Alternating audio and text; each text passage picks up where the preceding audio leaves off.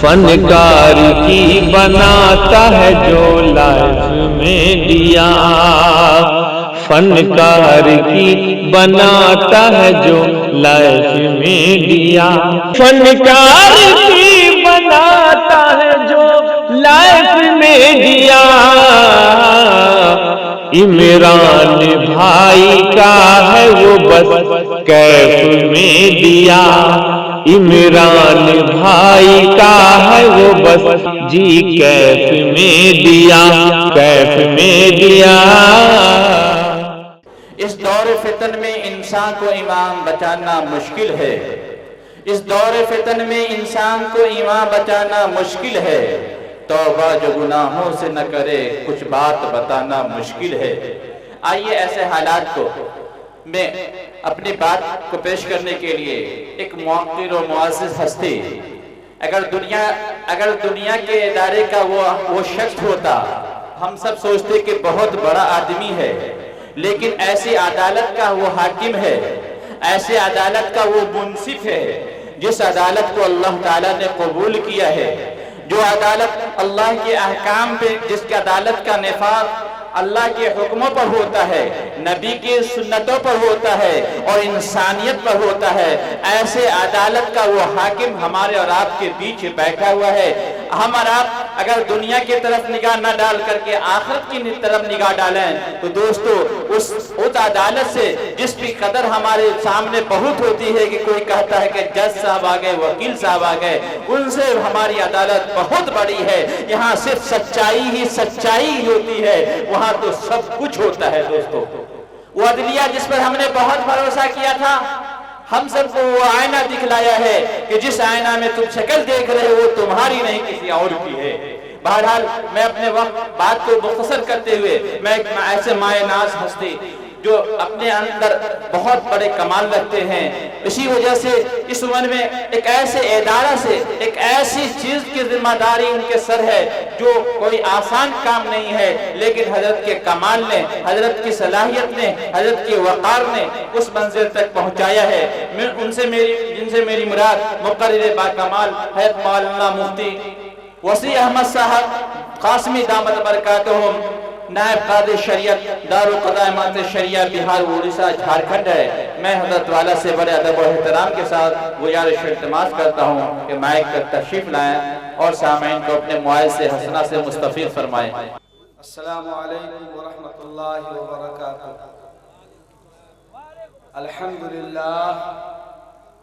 अल्हम्दुलिल्लाह रब्बिल आलमीन वस्सलातु वस्सलामु अला सय्यिदिल मुरसलीन व अला आलिहि व सहबिहि अजमईन, अम्मा बाद। अऊज़ु बिल्लाहि मिनश शैतानिर रजीम, बिस्मिल्लाहिर रहमानिर रहीम। इन्नद-दीन इंदल्लाहिल इस्लाम वमन यब्तगि गैरल इस्लामि दीनन फलन युक़बल मिन्हु, सदक़ल्लाहुल अज़ीम। वक़ाल अन्नबी सल्लल्लाहु अलैहि वसल्लम, ला युमिनु अहदुकुम हत्ता यकून हवाहु तबअन लिमा जीतु बिहि। वक़ाल अन्नबी सल्लल्लाहु अलैहि वसल्लम, ला युमिनु अहदुकुम हत्ता अकून अहब्ब इलैहि मिन वालिदिही व वलदिही वन्नासि अजमईन, औ कमा क़ाल अन्नबी सल्लल्लाहु अलैहि वसल्लम। काबिल क़द्र हज़रात उलमाए किराम, बुजुर्गान मुहतरम, नौजवानान मिल्लत और हमारी पर्दा नशी दीनी ख़वातीन, आपकी आबादी का ये बावक़ार इजलास जो दस्तार बंदी और इस्लाह मुआशरा के ताल्लुक़ से जारी है और अपने आखिरी मरहले में दाखिल हो चुका है। मालूम हुआ कि ये प्रोग्राम दिन ही से चल रहा है और बाद नमाज मगरिब मुत्तसिलन शुरू हुआ। आप सब सब्र के साथ, ज़ब्त के साथ, खुलूस के साथ, दीन की बुनियाद पर, ईमान की बुनियाद पर, सवाब की नीयत से पूरी दिलजमई के साथ सर्दी के बावजूद बैठे रहे। हम आप सब के हौसले को और दीन व शरीयत से इस अजीम मोहब्बत को सलाम पेश करते हैं और इस आबादी के तमाम नौजवानों, बुजुर्गों, बिलखुसूस मदरसा नूरुल मिन्नत के जिम्मेदारान व असातिज़ाए किराम को मुबारकबाद भी पेश करते हैं। साथ ही साथ उन हुफ़ाज़े किराम को और उनके वालिदैन को भी मुबारकबाद पेश करते हैं जिनके सरों पर दस्तारे फजीलत रखी गई है। अल्लाह ताला हम सब को कबूल फरमाए। हमारे बैठने को, आपके आने को, हमारे हाजिर होने को अल्लाह ताला नाम आमाल में इजाफे का जरिया बनाए।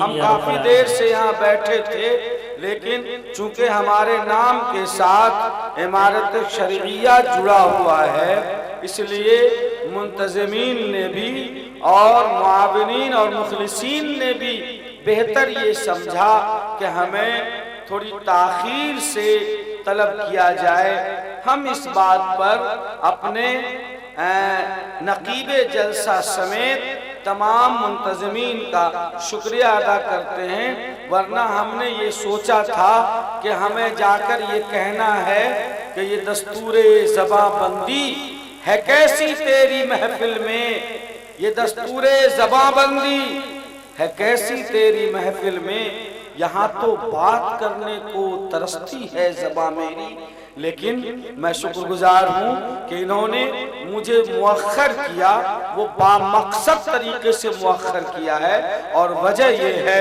कि चूँकि मैं इमारत शरइया का नायब काजी हूँ और ऑल इंडिया मुस्लिम मसला बोर्ड का रुकन हूँ, और यहाँ चूँकि मखदूम गिरामी पीर व मुर्शिद मुफक्किर इस्लाम हजरत मौलाना सैयद मोहम्मद वली रहमानी दामत बरकातुहुल आलिया को तशरीफ लाना था और आप ही की सदारत में ये इजलास मुनक़िद हुआ। लेकिन हम लोगों के लिए ये हिरमान नसीबी रही कि हजरत बसबब अलालत तशरीफ नहीं ला सके। लेकिन खुशी इस बात पर है कि ये इदारा जिसके ज़ेरे एहतिमाम ये इजलास मुनक़िद हो रहा है और इतना शानदार, जानदार, हुस्ने इंतजाम और हुस्ने निज़ाम के साथ जारी रहा और हनूज़ जारी है, ये नूरुल मिन्नत के बैनर तले है। और नूरुल मिन्नत की बुनियाद हजरत अमीर शरीयत दामत बरकातुहुम ने अपने मुबारक हाथों से रखी है और उनकी दुआओं से ये इदारा अल्हम्दुलिल्लाह सुम्मा अल्हम्दुलिल्लाह तरक्की की राह पर गामज़न है, जिसका नजारा हमारी आंखों ने इस इदारे से फारिग़ुत तहसील हुफ़्फ़ाज़े किराम की शक्ल में देखा है। बस ये फैज़ है बुजुर्गों के दुआओं का। हम उस इदारे के तहत होने वाले इजलास में नुमाइंदा इमारत शरिया होने की हैसियत से हाजिर हैं। जाहिर है कि हजरत अमीर शरीयत गरचे यहाँ तशरीफ नहीं ला सके, लेकिन हजरत की दुआएं और हजरत की तवज्जुहात इस आबादी को और इस इदारे को और इस इजलास को बतरीके अहसन हासिल हैं। और हजरत ने फरमाया था कि मुरीद अपने पीर की निगाह में होता है। हम समझते हैं कि हजरत से अकीदत रखने वाले लोग यकीनन अपने पीर की तवज्जो और दुआओं में शामिल हैं। सो हम मुबारकबाद पेश करना चाहते हैं इस आबादी के जिम्मेदारों को और सरपरस्तों को। अल्लाह आप सबके नेक जज्बात को कबूल फरमाए। आमीन या रब्बल आलमीन। हाज़रीन गिरामी, अब तो न किसी तवील गुफ्तगू का मौका है और न उसकी गुंजाइश है, इसलिए कि हमने गर्चे अपनी नमाज पढ़ ली लेकिन मजमे में बाकायदा तौर पर इशा की नमाज की अदायगी का एहतमाम नहीं किया गया है और घड़ी हमारी और आपकी 12 बजाने के करीब है। सो इशा की नमाज तो होनी है और इसी स्टेज पर होनी है, इस इजलास में भी होनी है। जो लोग नहीं पढ़ सके हैं वो इंशाअल्लाह बाजमात नमाज अदा करेंगे और मुफ्ती शुएब साहब मौजूद हैं, वो इस जिम्मेदारी को पूरी करेंगे इंशाअल्लाह। इसके अलावा हमारे दरमियान जनाब हजरत मौलाना साजिद साहब जो चतुर्वेदी हैं और आप सब के मेहमान हैं, हमारे मेहमान हैं, उनकी गुफ्तगू का होना भी जरूरी है। इसलिए मैं अब कोई अलग से गुफ्तगू करने का इरादा नहीं रखता हूँ। 2-3 मिनट में 2-3 बातें कहना चाहता हूँ और बस। जब इश्क सिखाता है आदाब खुद आगाही, खुलते हैं गुलामों पर असरारे शहनशाही। अत्तार हो, रूमी हो, राजी हो, गजाली हो, कुछ हाथ नहीं आता बेआहे सहरगाही। और ताइर लाहौती उस रिस्क से मौत अच्छी जिस रिस्क से आती हो परवाज में कोताही। कुरान मुकद्दस ने यह फरमाया, इन्नद्दीन इंदल्लाहिल इस्लाम, कोई शरीयत, कोई दीन धर्म, कोई तरीक़े जिंदगी, कोई कल्चर, कोई तहजीब, कोई सकाफत, कोई तमद्दुन अगर अल्लाह के नजदीक काबिल कबूल है तो सिर्फ और सिर्फ मजहब इस्लाम काबिल कबूल है। अगर कोई शख्स मजहब इस्लाम के कल्चर से, तहजीब से और तमद्दुन से और तरीक़े जिंदगी से कटकर ईसाइयत को, यहूदियत को, मजूसियत को, हिंदुइयत को या तहरीयत को तरजीह देता है, अपना लिबास, अपना खान पान, अपनी वज़ाक़त, अपनी तकरीबात और अपनी दावतों का सिलसिला ईसाइयों, यहूदियों, मजूसियों, काफिरों, मुशरिकों और मुल्हिदों के तरीके पर करता है, तो समझ लेना चाहिए कि अल्लाह के नजदीक वो काबिल रद है, अल्लाह के नजदीक काबिल कबूल नहीं।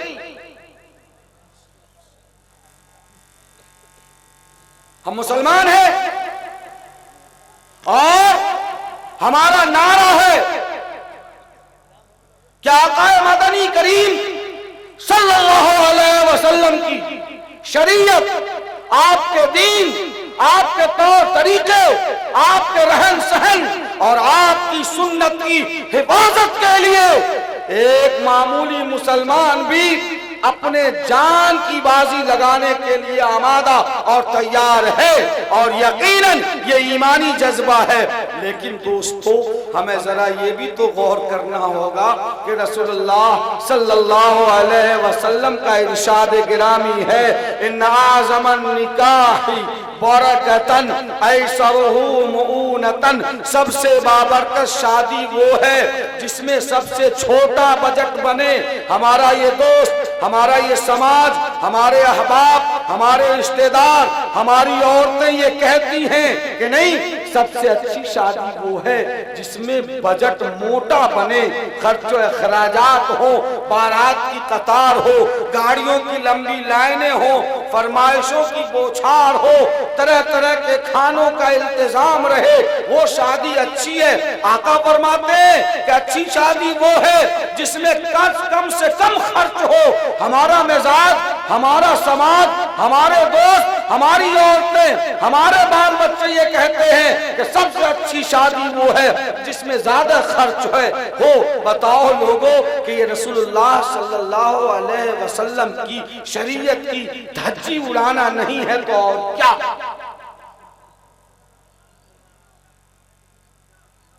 और इस हम्माम में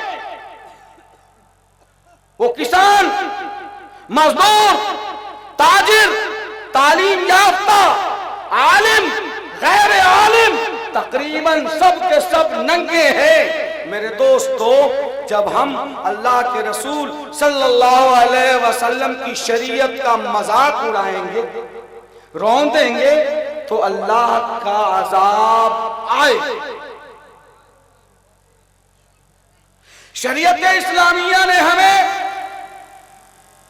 निकाह और तलाक का ऐसा मुनज़्ज़म, ऐसा मोतबर और ऐसा इंसानी मिजाज और फितरत और इंसानी नेचर से हम आहंग कानून दिया कि दुनिया की किसी कौम के पास वैसा कानून न तो था, न है और न कयामत तक आ सकेगा। लेकिन हमने कानून तलाक का मजाक उड़ाया, हमने कानून तलाक का मिसयूज किया, हमने कानून तलाक का गलत इस्तेमाल किया, हमने तलाक के कानून को अपने मन के मुतालबे पर इस्तेमाल किया, कुरान के मुतालबे को पीछे छोड़ दिया। हमारे नौजवानों में ये वबा आम हो गई कि जरा बराबर थोड़ी सी भी अपनी बेगम से कोई जहनी खटपट या मिजाजी आदम हम आहंगी का कोई मामला पेश आया, उठा के 3 तलाक का इस्तेमाल किया। लेट नाइट घर में आते हैं, बेगम अगर दरवाजा खोलने में देर करती है 3 तलाक ठोक दिया, खाने में कोई दुश्वारी हुई 3 तलाक ठोक दिया, मैके आने जाने पर कोई तकरार हुआ 3 तलाक ठोक दिया। लोगों ने तलाक को अल्लाह का कानून समझने के बजाय अपने बाप की जागीर समझकर इस्तेमाल किया, तो अल्लाह ने उस पर अजाब नाजिल किया और जालिम और जाबिर हुक्मरानों के जरिए ऐसे कवानीन पास करवाए जो कुरान मुकद्दस में मुदाखलत का जरिया बने और संशोधन का जरिया बने। अब मुसलमानों, सीना पीटते रहो, सर धुलते रहो और अपने आप को बेहाल करते रहो कि हमारे इस्लामी कानून में और कुरानी शरीयत में, कुरान के कानून में, अल्लाह के कलाम में मुदाखलत की जा रही है। हम बर्दाश्त नहीं करेंगे। मेरे दोस्तों, मेरे साथियों, मेरे नौजवानों, तब कहां थे जब एक आदमी बिना वजह अपनी बीवी पर 3 तलाक ठोकता था? तुमने तो यह समझ रखा था कि यह अल्लाह का कानून नहीं, ये मेरे बाप की जागीर। बेशक सोचो, हम मुसलमान हैं,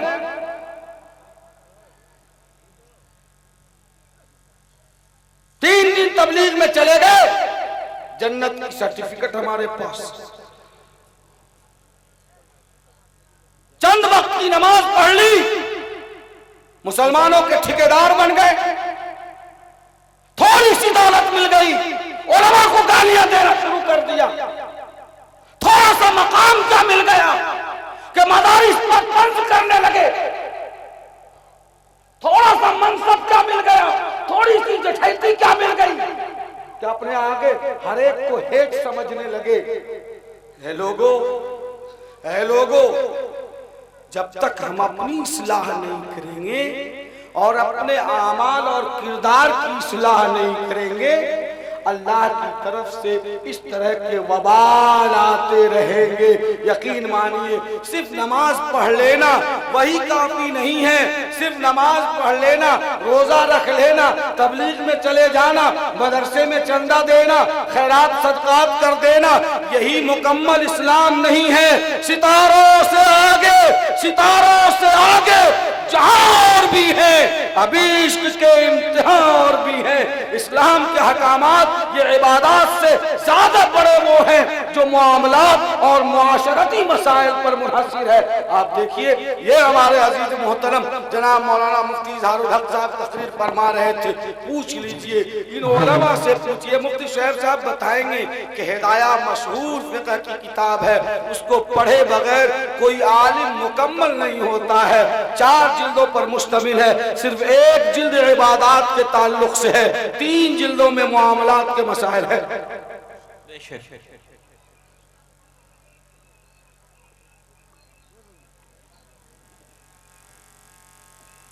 जबान से कहते हैं कि हम गुलामान मुस्तफा हैं, कहिए, कहते रहिए, जरूर कहिए, लेकिन हम अपने बच्चों की शादी करेंगे यहूदियों की तरीके पे, हम अपनी बेटियों की शादियां करेंगे काफिरों मुशरिकों के तरीके पे, हम मस्जिदों में निकाह पढ़ाने से अवॉइड करेंगे, हम टेंट और शामियाने का इंतजाम करेंगे, लड़के वाले वलीमा करने के बजाय बेटी वालों के माले हराम से पेट भरेंगे और बेटी वाले को बेटी का बाप होने की वजह से उससे हर्जाना और जुर्माना दोनों वसूल करेंगे। क्या ये इस्लामी तरीका है या मुशरिकाना तर्ज अमल है? सोचो लोगों कि खिरद ने कह भी दिया ला इलाहा तो क्या हासिल, दिलो निगाह मुसलमान है। बेशक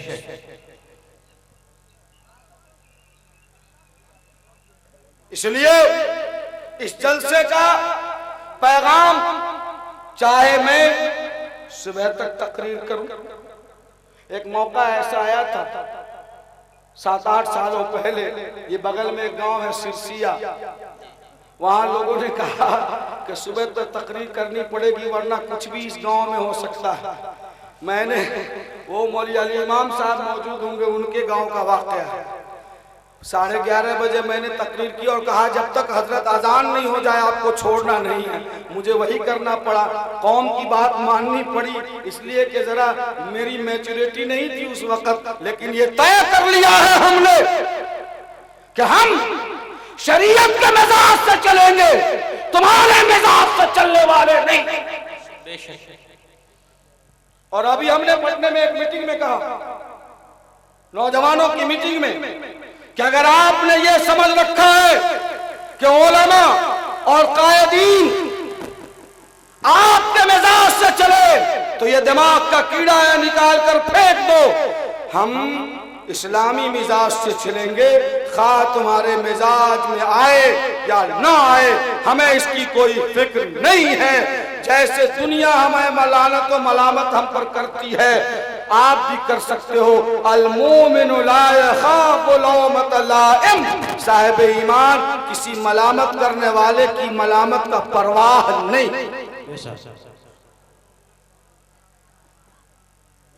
साहब क्या करें, हम तो नहीं चाहते थे, हम तो हाजी साहब, हम तो काजी साहब, हम तो मुफ्ती साहब, हम तो नमाजी साहब, हम तो 4 महीना भी लगाए हैं, हमारा बेटा तो फला भी, हम नहीं चाहते। घर की औरतें नहीं मानती, बच्चा नहीं मानता, और बेटी दामाद को कहा कि अगर सादा से शादी कीजिएगा तो दिल्ली बम्बे से हम लोग काहे को आएंगे, कर लीजिए, हमें बुलाना है तो धूमधाम से करना होगा मियां। हमने उनकी बात मान ली। आका फरमाते हैं कि तुम्हें अगर हमसे मोहब्बत है तो अपनी बीवी, अपने बच्चे, अपनी औलाद, अपने वालिदैन, अपने अहबाब की मोहब्बत पर हमारी मोहब्बत को तरजीह दो और उसको ठुकरा दो, हमारी बात मानो। ला युमिनु अहदुकुम हत्ता अकून अहब्ब इलैहि मिन वालिदिही व वलदिही व नस्ल अजमईन, कि तुम में का कोई भी शख्स उस वक्त तक पक्का सच्चा मुसलमान नहीं हो सकता जब तक के हमारी मोहब्बत को अपने बच्चों, अपने वालिदैन और लोगों की मोहब्बत पर तरजीह ना। लोग ये चाहते हैं कि तुम शरीयत को हमारे मिजाज के मुताबिक कर दो। 3 तलाक दे देगा और मुफ्ती साहब के पास आएगा मसला पूछने, और जब कहेंगे कैसे दिया है तब उस तलाक देने वाले का ड्रामा देख लीजिए, और झूठ कैसे बोलता है और कैसे कैसे उसको ये खरबबरी मौलवी साहब से जो गौजी से कट्टा रहता है वो कैसे कैसे उसको समझाता है, तो वो झूठ बोलेगा ना हुजूर हम ये नहीं कहा था कि हमने तलाक दे दिया, हम कहा तलाक दे देवो, तलाक दे देंगे हुजूर, कर दीजिए ठीक। अरे तुम्हारे मन के मुताबिक अभी हमारा ग्राफ इतना नहीं गिरा और गिर नहीं सकता है, इसलिए को उलमाए हक की टीम है। जैसे यहूदी और नसरानी उलमा वो तौरेत और ज़बूर की की आयतों को बेच देते थे और गलत सलत मसला बताते थे। यश्तरून बि आयातिल्लाहि समनन कलीला, ये उम्मत मोहम्मदिया के उलमा करने वाले नहीं हैं। आप चाहते हैं, हम चाहते हैं कि शरीयत को हमारे मिजाज के मुताबिक कर दो, और आका सल्लल्लाहु अलैहि वसल्लम फरमाते हैं कि गलत बात है, अपने मिजाज को शरीयत के मुताबिक करो, तब जाकर कामयाबी मिलेगी। इसलिए मेरा पहला पैगाम ये है दोस्तों कि हम शादियात की तकरीबात को सादा बनाएं और अपने दिल को समझाएं। अगर हम अपने घर से उसकी इस्लाह करें, अपनी जात से उसकी इस्लाह करें और बड़ा आदमी इस्लाह करना शुरू कर दे, तो खुदा की कसम ये तूफान और ये मुसीबत और ये बला हमारी उम्मत से टल सकता है।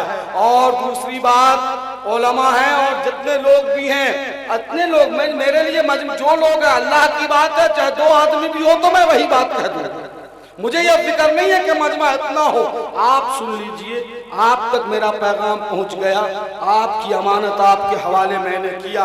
याद रखिए कि जहेज और शादियात जो महंगी हो रही हैं, ये लानत उस वक़्त तक ख़त्म नहीं हो सकती जब तक बेटियों और बहनों को वरासत देने का रिवाज न डाला जाए और जायदाद में हिस्से देने का मिजाज न बनाया जाए। कुरान मुक़द्दस ने फरमाया, यूसीकुमुल्लाहु फी औलादिकुम लिज़्ज़करि मिस्लु हज़्ज़िल उन्सयैन। अल्लाह तुम्हें लाज़िमी और बिल्कुल कंपल्सरी ऑर्डर देता है, और अल्लाह ने ये ऑर्डिनेंस जारी किया है कि जायदाद में बेटी के 2 हिस्से के बराबर बेटे का हिस्सा है। 2 तुम, ये अल्लाह ने हक मुकर्रर किया है। हम ये समझते हैं कि ब्राह्मण समाज की तरह, बिरादराने वतन की तरह जो दान दहेज दिस दैट दे करके कन्यादान महादान विधान कर दिया, अब जाओ तुमको आदर सम्मान तेरे नाम हो। भाइयों ने ये तय कर लिया कि हमने तो मोटरसाइकिल दिया था और लड़का जो लुबलुबी बढ़ाया हुआ है, हिर्स और लालच, हमको फला मिले। अब जानते हैं, माफ कीजिएगा, अब बुलेट का मुतालबा चल रहा है। आपको पता है कि नहीं मुफ्ती साहब, मैं आता हूँ तो लोग बताते हैं ये चलने लगा है। लड़की वाले और भाई ये समझते हैं कि 10 लाख रुपए दे के बहन की शादी किया है, अब जायदाद में उसका हक नहीं है।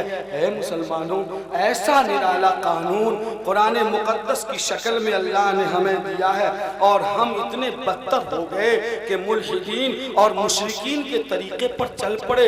यकीन मानो लोगों, आप करोड़ों दे दो, लेकिन जायदाद से बहन का, बेटी का हक खत्म हो नहीं सकता है।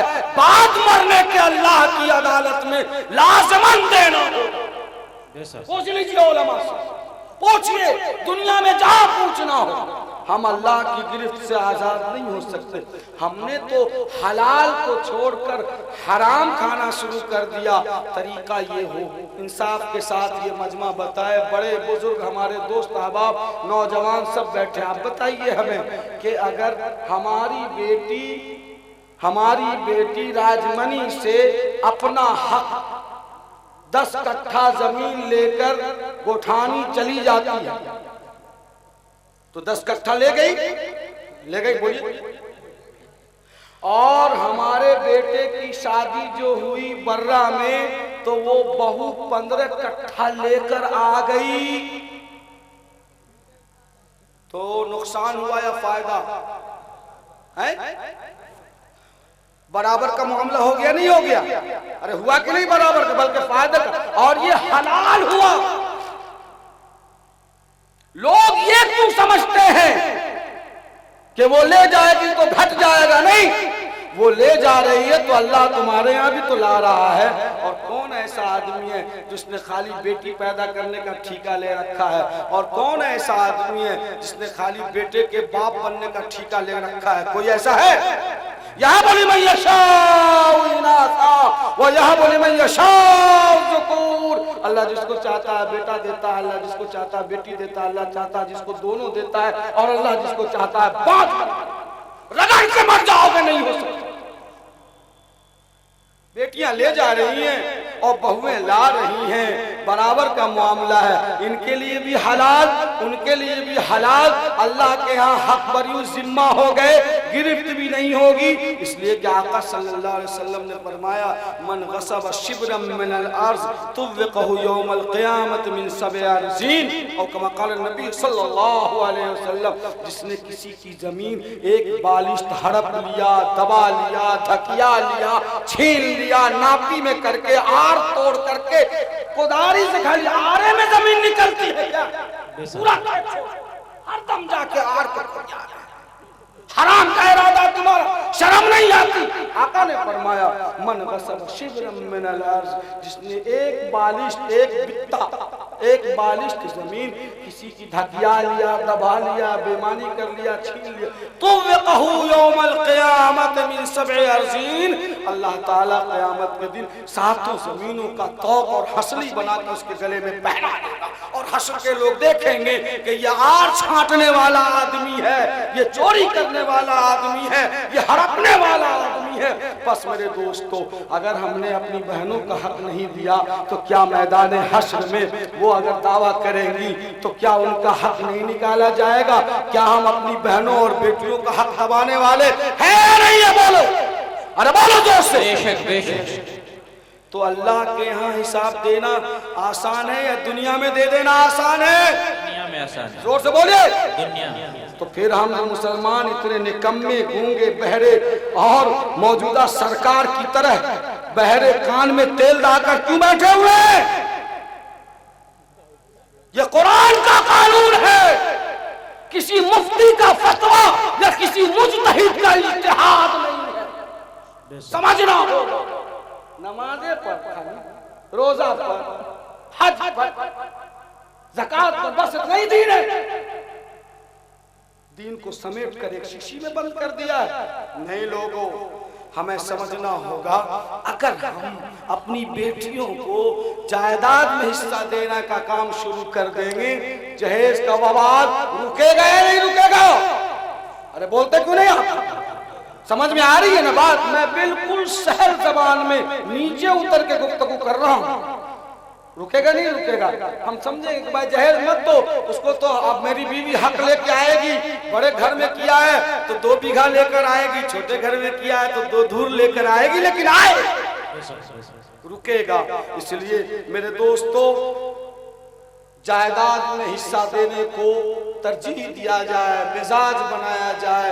हर साहिब ईमान को, उलमा को, गैर उलमा को, आम आदमियों को ये तय करना होगा कि हमें अपनी बहनों और अपनी बेटियों का हिस्सा देना है, ताकि मुख्तलिफ हराम कारियों से हम बच सके। ये मेरा पैगाम इस्लाह मुआशरा का हो गया। माफ कीजिएगा, मैंने कहा था कि मैं 2-4 मिनट बोलूंगा, लेकिन मैं देखता हूँ कि कई मिनट हो गए हैं, इसलिए आप इत्मीनान रखें। ये एक पैगाम हुआ जो आज नूरुल मिन्नत के ज़ेरे एहतमाम इजलास से राजमनी की आबादी में पूरे खित्ते के मुसलमानों को मैं दे रहा हूँ। और यही पैगाम है मखदूम गिरामी हजरत अमीर शरीयत दामत बरकातहुम का, और यही पैगाम है इमारत शरिया का, और यही पैगाम है ऑल इंडिया मुस्लिम पसल्ला वोट। करेंगे इंशाअल्लाह अमल, इंशाअल्लाह। नियत करो, हाथ उठा के बताओ, नियत करते हैं नहीं करते हैं? अल्लाह कबूल फरमाए। नियत कीजिएगा, अल्लाह तौफीक देगा, जरूर देगा इंशाअल्लाह। दूसरी बात मैं ये अर्ज करूं कि इस वक्त जो हमारे ये मौलाना आबिद साहब ने NRC और NPR वगैरह का तज़किरा किया, मैं इस सिलसिले में एक बात ये कह देना चाहता हूँ कि ये मामला सिर्फ मुल्क के मुसलमानों का नहीं है, हमारा ही नहीं है, बिल्कुल हमारा ही नहीं है, बल्कि ये मामला मुसलमानों से ज़्यादा ख़तरनाक है। SC के लिए, ST के लिए, शेड्यूल ट्राइब के लिए, दलितों के लिए, मुसहर बिरादरी के लिए, खत्ते इफ्लास से नीचे जिंदगी गुजारने वालों के लिए, करोड़ों बंजारा समाज के लोग हैं, करोड़ों की तादाद में खाना बदोश हैं, करोड़ों की तादाद में नट बिरादरी के लोग हैं, करोड़ों की तादाद में बक्कर बिरादरी के लोग हैं, करोड़ों की तादाद में ऐसे लोग हैं जो सड़कों पर रहते हैं, जो झोपड़ियों में रहते हैं, करोड़ों की तादाद में ऐसे लोग हैं जो फुटपाथ पे सोते हैं। अगर इस मुल्क में इस तरह से तूफान बदतमीजी पैदा किया जाएगा तो ये मुल्क टूटेगा और दोबारा गुलामी की जंजीर में जकड़ जाएगा। इसलिए ये मामला सिर्फ मुसलमानों का नहीं बल्कि इस मुल्क के एक एक नागरिक और एक एक शहरी का है। इस बात को गिरह लगा लीजिए और यकीन बना लीजिए, इसलिए कि अगर ये कागज मुफ्ती शुएब साहब को NPR में दिखलाना होगा और इसके मादर और इसके माँ और बाप का तारीख पैदाइश अगर मुफ्ती शुएब साहब से पूछा जाएगा तो वो जो अशोक सहनी है और वो जो नथनी राम है और वो जो सुनील झा है उससे भी ये कागज मांगा जाएगा। और ये इतना रिश्वतखोरी का ऐसा बाजार गर्म है कि इस चक्की के पाठ में जैसे मुफ्ती पिसेगा, जैसे मुल्ला पिसेगा, पंडित को भी पिसना होगा। इसलिए भरम से निकलो और ये कहो कि बाबा साहब भीमराव अंबेडकर के संविधान ने जो यहाँ के मूलवासियों को और गुलामों को वजीर आजम जैसे शहरियत का हक दिलाया है कि जैसे प्रधानमंत्री को जो हक इस देश में हासिल है वही हक रिक्शा चलाने वाले को भी हासिल है और वही हक होटलों में गिलास मांजने वाले को भी हासिल है। ये हक बाबा साहब भीमराव अंबेडकर के संविधान ने दिया है। ऐ दलितों, SC और ST के लोगों, तुम तमाशा मत बुलाओ हमारा, आप हमें तमाशा, हमारा तमाशा मत देखो। याद रखो कि अगर आप खुल के नहीं आए हमारे साथ तो पिस जाओगे, मिट जाओगे, बर्बाद हो जाओगे और NPR और NRC के जद में ऐसा पिसोगे कि फिर कोई फरियाद सुनने वाला नहीं होगा। इसीलिए NDA के अलावा 34 सियासी पार्टियां, चाहे वो दलित की हो, महादलित की हो, आपके मुकेश सहनी भी आपके क्षेत्र के मल्ला समाज के जो नेता हैं और उनके बिहार लेवल के जो जनरल सेक्रेटरी हैं, सब ने आकर हजरत अमीर शरीयत के साथ हमारा शरिया में बैठकर कहा, आपको मालूम है कि ये लड़ाई केवल मुसलमानों की नहीं है बल्कि हम सब की है, हम सब मिलकर लड़ेंगे। इसलिए तमाशा मत देखो, आओ और तमाशा का हिस्सा बन जाओ। ऐ मौजे बला, ऐ मौजे बला, इनको भी जरा दो चार थपेड़े धीरे से। ऐ मौजे बला, इनको भी जरा दो चार थपेड़े धीरे से। कुछ लोग अभी तक साहिल से तूफान का नजारा करते हैं, नजारा मत करो, तूफान में उतर जाओ।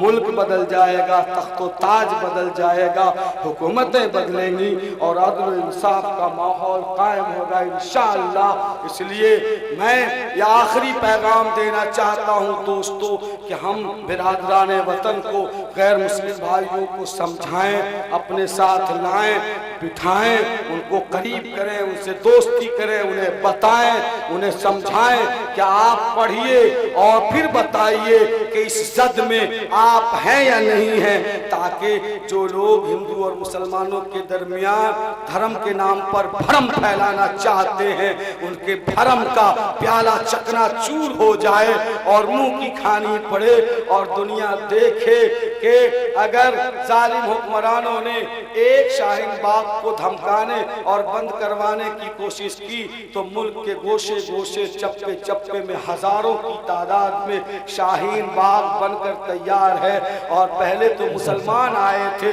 अब तो दलित समाज के लाखों की तादाद में लोग आ रहे हैं और वो ये नारा दे रहे हैं कि नई रोशनी आई है, मुस्लिम मेरा भाई है, नई रोशनी आई है, मुस्लिम मेरा भाई है।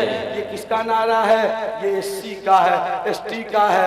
उनको समझ में आ जाना चाहिए कि आप ऐसी हरकतें न करो जो भ्रम फैलाने वाला हो।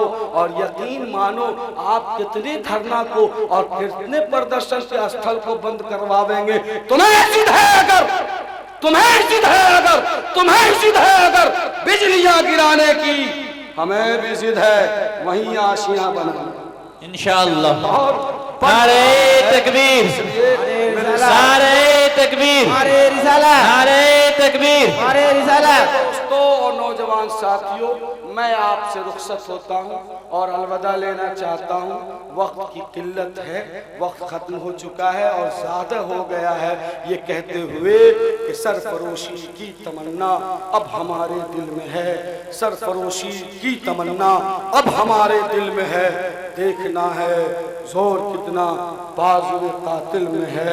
ऐ शहीद मुल्क मिल्लत, ऐ शहीद मुल्क मिल्लत, हम तेरे खून पर निसार, ले तेरी हिम्मत का चर्चा गैर की महफिल में है। व आखिर दावाना अल्हम्दुलिल्लाहि रब्बिल आलमीन।